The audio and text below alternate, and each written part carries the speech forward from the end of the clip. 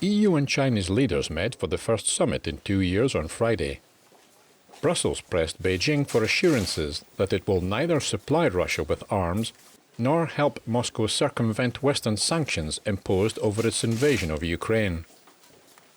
The presidents of the European Commission and European Council, Ursula von der Leyen and Charles Michel, along with EU Foreign Policy Chief Josep Borrell, held talks with Chinese Premier Li Keqiang and leader Xi Jinping.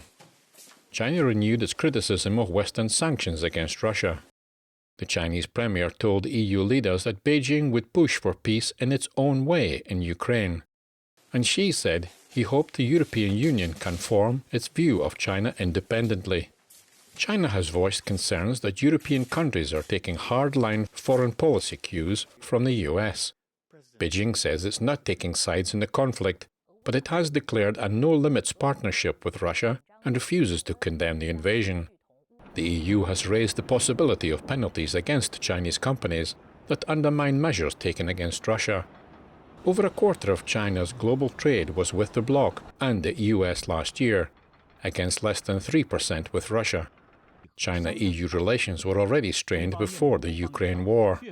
An investment agreement is on hold after Brussels' sanctions against Chinese officials over human rights abuses in the Xinjiang region prompted Beijing to blacklist EU individuals and entities.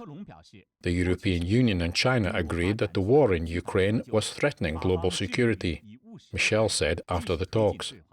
Eddie Aitken, NTD News.